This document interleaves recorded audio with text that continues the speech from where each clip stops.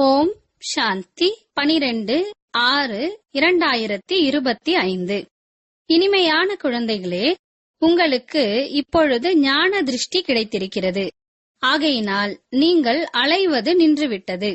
நீங்கள் சாந்திதாமம் சுகதாமத்தை நினைவு செய்கிறீர்கள். கேள்வி: தேவதைகளிடத்தில் எந்த ஒரு சக்தி இருக்கிறது?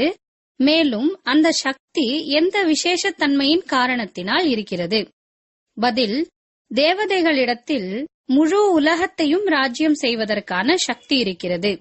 அந்த சக்தி விசேஷமாக ஒரே வழியினுடைய விசேஷத்தன்மையின் காரணத்தினால் இருக்கிறது. அங்கே ஒரே வழி இருக்கின்ற காரணத்தினால் மந்திரி போன்றவர்களை வைப்பதற்கான அவசியம் இல்லை. தேவதைகள் சங்கம யுகத்தில் பாபாவிடமிருந்து அப்படிப்பட்ட ஸ்ரீமத்தை எடுத்திருக்கிறார்கள். அதன் மூலம் 21 பிறவிகள் ராஜ்யம் செய்கிறார்கள். அங்கே ஒரு ராஜாவினுடைய ஒரே தெய்வீக குடும்பமாக இருக்கிறது. மாறுபட்ட வழி இருப்பதில்லை. பாடல்: கண்ணில்லாதவர்களுக்கு வழிகாட்டுங்கள் பிரபுவே. ஓம் சாந்தி. குழந்தைகளுக்கு கண் கிடைத்திருக்கிறது. முதலில் கண்கள் இருக்கவில்லை. எந்த கண்? ஞானம் எனும் கண் இல்லாமல் இருந்தது. அஞ்ஞானத்தின் இந்த கண்கள் இருந்தன. ஒரு பாபாதான் ஞானக்கடல் என்பதை குழந்தைகள் தெரிந்துள்ளார்கள். இந்த ஞானத்தின் மூலம் சத்கதி, அதாவது சாந்திதாமம் சுகதாமத்திற்கு செல்வதற்கானது. இந்த ஆன்மீக ஞானம் வேறு யாரிடத்திலும் இல்லை. சுகதாமம் மாறி எப்படி மாயையின் ராஜ்யம் அல்லது துக்கதாமமாக ஆகிறது என்ற பார்வை குழந்தைகளாகிய உங்களுக்கு இப்பொழுது கிடைத்திருக்கிறது. கண்ணில்லாதவர்களுக்கு வழிகாட்டுங்கள் என்று அழைக்க ஆரம்பித்து விடுகிறார்கள்.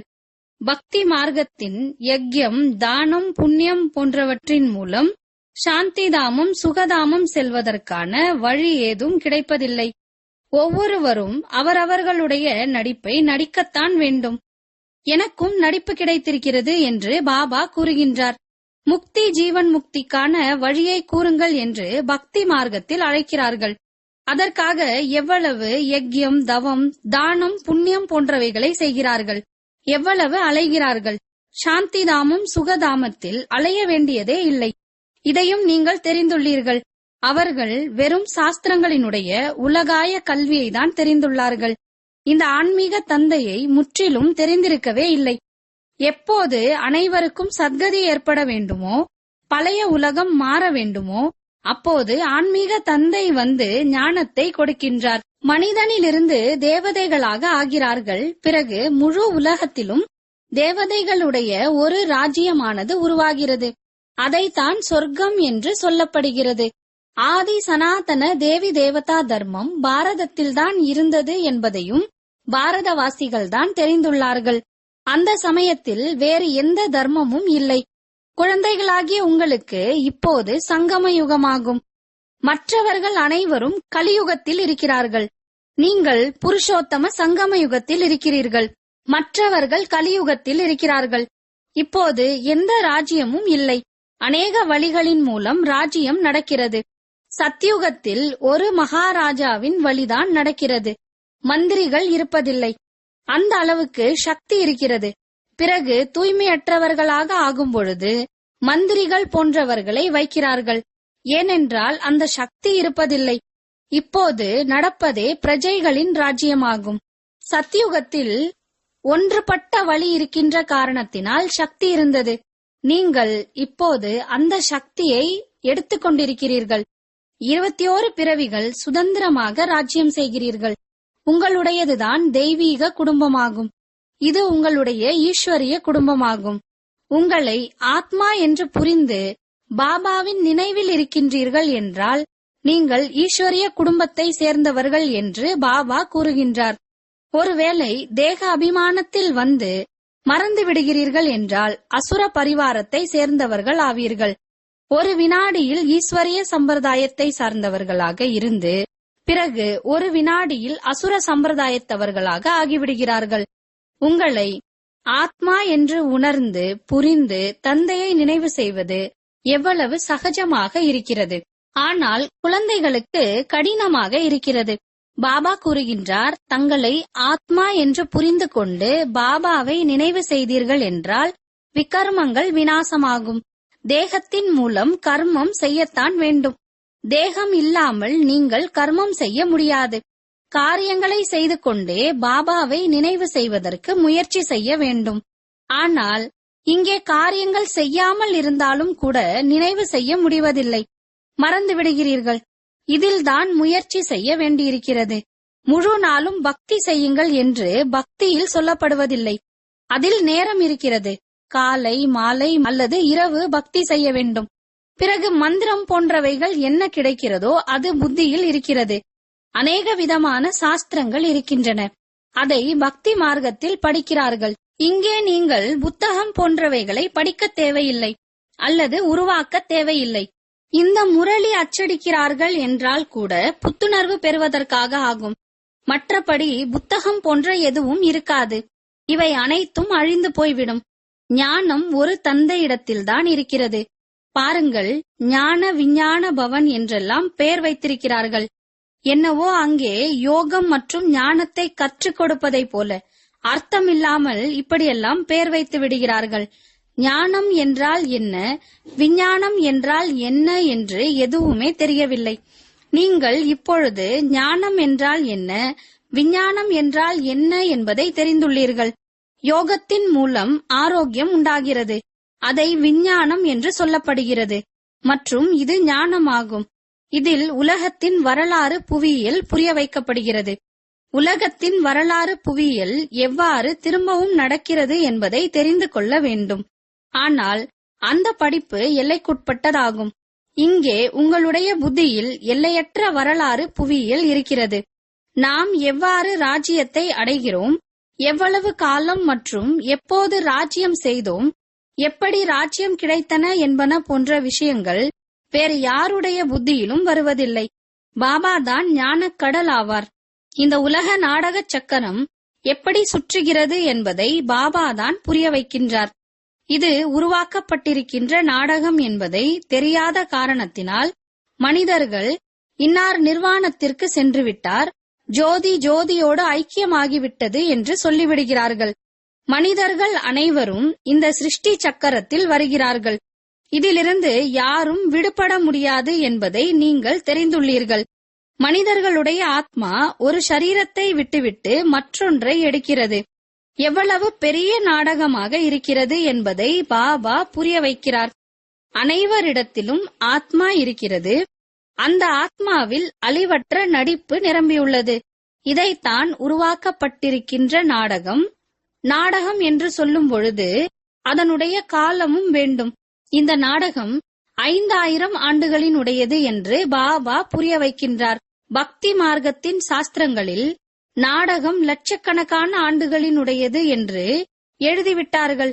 இந்த சமயத்தில், அதாவது பாபா எப்போது வந்து ராஜயோகம் கற்றுக் கொடுத்தாரோ இந்த சமயத்தை பற்றிதான் கௌரவர்கள் இருளில் இருந்தார்கள் மற்றும் பாண்டவர்கள் வெளிச்சத்தில் இருந்தார்கள் என்று பாடப்பட்டுள்ளது. அவர்கள் கலியுகம் இன்னும் 40,000 ஆண்டுகள் இருக்கிறது என்று புரிந்துள்ளார்கள். பகவான் வந்திருக்கின்றார். இந்த பழைய உலகத்தின் மரணம் முன்னால் நிற்கிறது என்பது அவர்களுக்கு தெரியவில்லை. அனைவரும் அஞ்ஞான இருளில் உறங்கிக் கொண்டிருக்கிறார்கள். சண்டையை பார்க்கும் பொழுது இது மகாபாரத போரின் அடையாளம் என்று கூறுகிறார்கள். ஒத்திகை நடந்து கொண்டே இருக்கும். பிறகு போக போக நின்றுவிடும். இப்போது நம்முடைய ஸ்தாபனை முடிந்து விடவில்லை என்பதை நீங்கள் தெரிந்துள்ளீர்கள். கீதையில் பாபா சகஜ ராஜயோகத்தை கற்றுக் கொடுத்து இங்கேயேதான் ராஜ்யத்தை ஸ்தாபனை செய்தார் என்று இருக்கிறதா என்ன? கீதையில் பிரளயத்தை காட்டிவிட்டார்கள். 5 பாண்டவர்கள்தான் மீதம் இருந்தார்கள், மற்ற அனைவரும் இறந்து விட்டார்கள் என்று காட்டுகிறார்கள். அவர்களும் கூட மலையின் மீது சென்று கரைந்து விட்டார்கள் என்று காட்டுகிறார்கள். ராஜயோகத்தின் மூலம் என்ன நடந்தது என்பது எதுவும் தெரியவில்லை. பாபா ஒவ்வொரு விஷயத்தையும் புரிய வைத்துக் கொண்டே இருக்கின்றார். அவை எல்லைக்குட்பட்ட விஷயமாகும். எல்லைக்குட்பட்ட படைப்பை எல்லைக்குட்பட்ட பிரம்மா படைக்கின்றார், வளர்க்கவும் செய்கின்றார். மற்றபடி பிரளயம் செய்வதில்லை. அவை எல்லைக்குட்பட்ட விஷயமாகும். எல்லைக்குட்பட்ட படைப்பை எல்லைக்குட்பட்ட பிரம்மா, அதாவது லௌகீக தந்தை படைக்கின்றார், வளர்க்கவும் செய்கின்றார். மற்றபடி பிரளயம் செய்வதில்லை. கணவன் தனது மனைவியை தத்தெடுக்கிறார். பாபாவும் கூட வந்து தத்தெடுக்கின்றார். நான் இவருக்குள் பிரவேசித்து குழந்தைகளுக்கு ஞானத்தை கூறுகிறேன் என்று சொல்கின்றார். இவரின் மூலம் குழந்தைகளை படைக்கின்றேன். தந்தையும் இருக்கின்றார், குடும்பமும் இருக்கிறது. இது மிகவும் ஆழமான விஷயங்களாகும், மிகவும் கம்பீரமான விஷயங்களாகும். கஷ்டப்பட்டு யாருடைய புத்தியிலாவது நிற்கிறது. இப்போது பாபா கூறுகின்றார், முதலில் உங்களை ஆத்மா என்று புரிந்து கொள்ளுங்கள். ஆத்மா ஒரு சரீரத்தை விட்டுவிட்டு வேறொன்றை எடுக்கிறது. சரீரத்திற்குத்தான் வெவ்வேறு பெயர்கள் வைக்கப்படுகிறது. பெயர், ரூபம், முக அமைப்பு அனைத்தும் வெவ்வேறாக இருக்கிறது. ஒருவருடைய முகம் மற்றவருடைய முகத்தோடு ஒத்துப்போகாது. ஒவ்வொரு ஆத்மாவிற்கும் ஒவ்வொரு பிறவியிலும் வெவ்வேறு முகம் இருக்கிறது. அதனுடைய நடிப்பு நாடகத்தில் பதிவாகியுள்ளது. ஆகையினால் இதனை உருவாக்கப்பட்டிருக்கின்ற நாடகம் என்று சொல்லப்படுகிறது. இப்போது எல்லையற்ற தந்தை கூறுகின்றார், என்னை நினைவு செய்தீர்கள் என்றால் பாவ கர்மங்கள் அழியும். எனவே நாம் ஏன் பாபாவை நினைவு செய்யக்கூடாது? இதுதான் உழைப்பிற்கான விஷயமாகும். குழந்தைகளாகிய நீங்கள் நினைவு யாத்திரையில் அமரும் பொழுது மாயையின் புயல் வருகிறது, யுத்தம் நடக்கிறது. அதை பார்த்து பயப்படக்கூடாது. மாயை அடிக்கடி நினைவை துண்டிக்கிறது. எண்ணங்கள், கெட்ட எண்ணங்கள் புத்தியை ஒரேடியாக கெடுத்து விடும்படி வரும். நீங்கள் முயற்சி செய்யுங்கள்.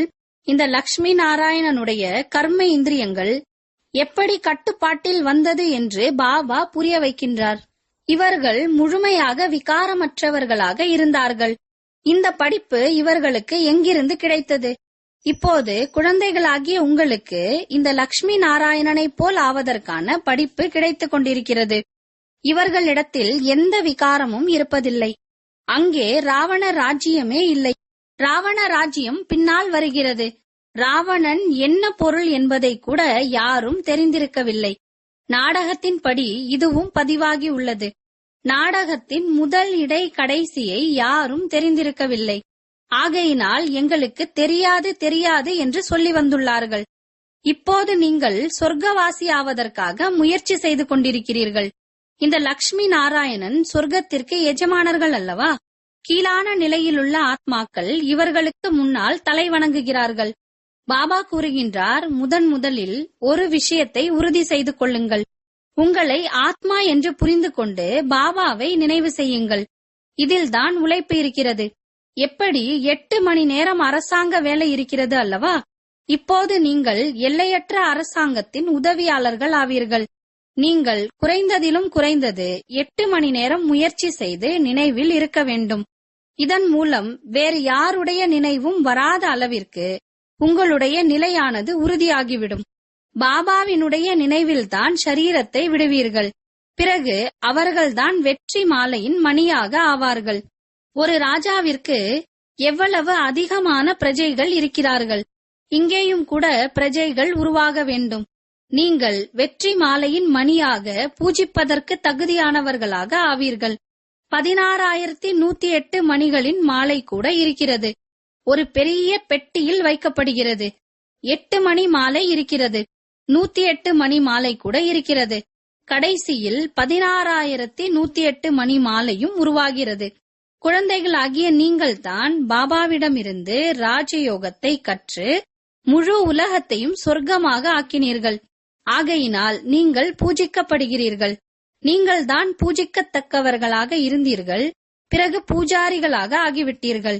நான் மாலை உருட்டியுள்ளேன் என்று இந்த பிரம்மா தாதா இவரே கூறுகின்றார்.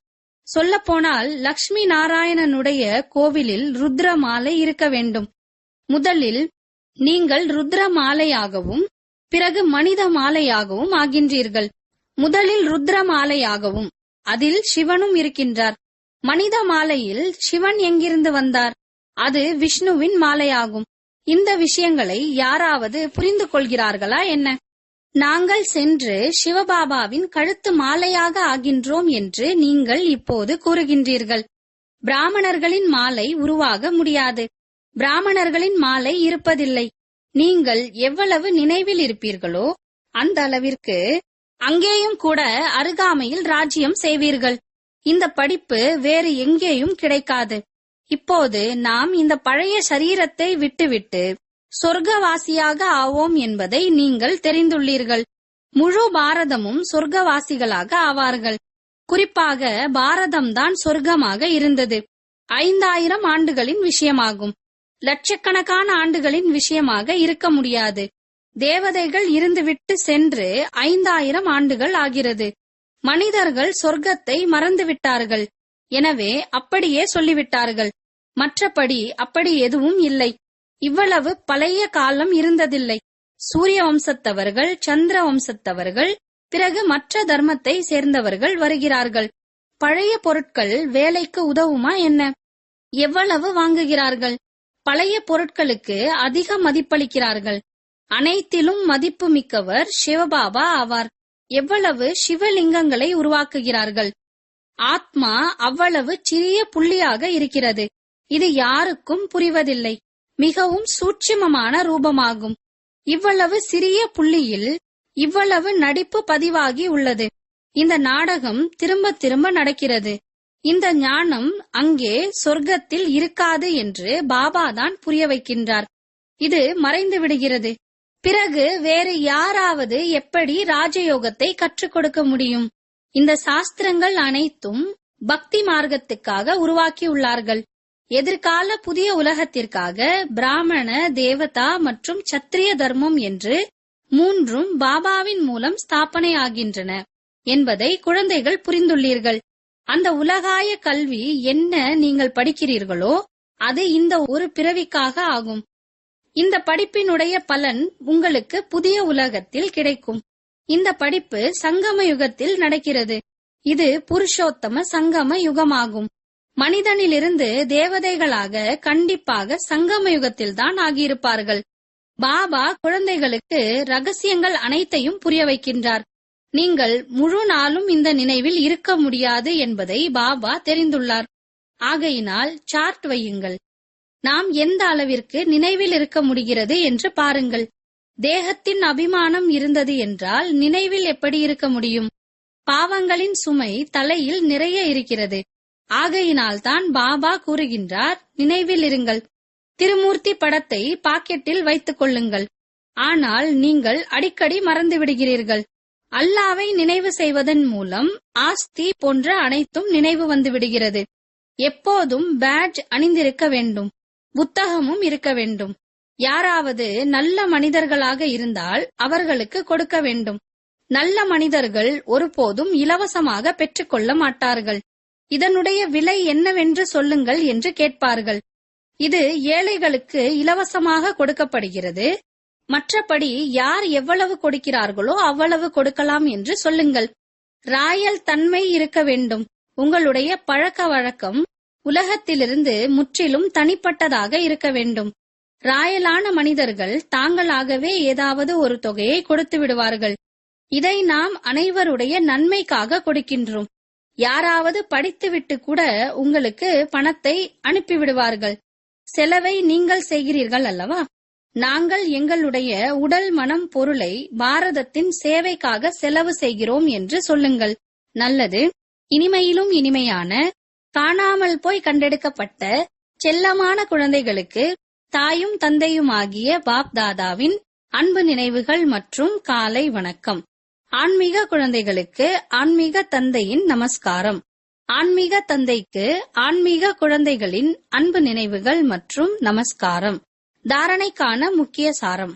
இந்த எல்லையற்ற அரசாங்கத்திற்கு உதவி செய்வதற்காக குறைந்ததிலும் குறைந்தது 8 மணி நேரம் நினைவில் இருப்பதற்கான முயற்சி செய்ய வேண்டும்.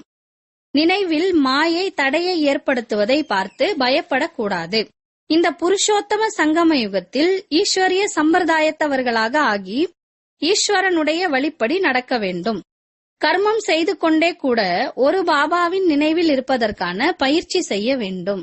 வரதானம்: உள்நோக்கு முகத்தின் குகையில் இருக்கக்கூடிய தேகத்திலிருந்து விடுபட்ட தேகி ஆகுங்கள். பாண்டவர்களின் குகைகள் காட்டுகின்றார்கள். அது இந்த அந்தர்முகி குகைகளாகும். எவ்வளவு தேகத்திலிருந்து விடுபட்டு ஆத்ம ரூபத்தில் நிலைத்திருக்கும் குகையில் இருக்கின்றீர்களோ அந்த அளவு உலக சூழ்நிலையிலிருந்தும் விடுபட்டு விடுகின்றீர்கள். சூழ்நிலையின் பிரபாவத்தில் வரமாட்டீர்கள். எப்படி குகைக்குள்ளே வெளி சூழ்நிலையிலிருந்து தனிப்பட்டு இருக்குமோ அப்படி இந்த அந்தர்முகியின் குகையும் அனைத்தையும் காட்டிலும் தனிப்பட்ட மற்றும் பாபாவுக்கு அன்பாக ஆக்கிவிடுகின்றது. மேலும் பாபாவிற்கு பிடித்தமானவர்கள் தானாக உலகத்திற்கு பிடித்தமானவர்களாக ஆகிவிடுவார்கள். ஸ்லோகன்: சாதனை என்பது விதை மற்றும் சாதனம் அதற்கான விஸ்தாரம் ஆகும். வெளிமுகத்தில் சாதனையை மறைத்துவிட வேண்டாம். அவ்யக்த இஷாரா: ஆத்மீக ஸ்திதியில் நிலைத்திருப்பதற்கான அபியாசம் செய்யுங்கள். உள்நோக்கு முகமுள்ளவராக ஆகுங்கள். அந்தர்முகியின் அடையாளமே சதா கடலின் அலையில் மூழ்கிய கம்பீர தன்மையாகும். முகத்தின் மூலம் ஆத்மீக ஸ்திதியின் சின்னம் தென்படும். ஒரு பக்கம் மனன சிந்தனை செய்பவர்கள், மற்றொரு பக்கம் இனிமை மலர்ந்த முகம், இரண்டுமே முகத்திலிருந்து வெளிப்படும். உள்நோக்கு முகமுடையவர்களிடம் சதா புன்முறுவல் பூக்கும் முகம் தென்படும். ஏனெனில் மாயையை எதிர்ப்பது முடிந்துவிடும். ஓம் சாந்தி.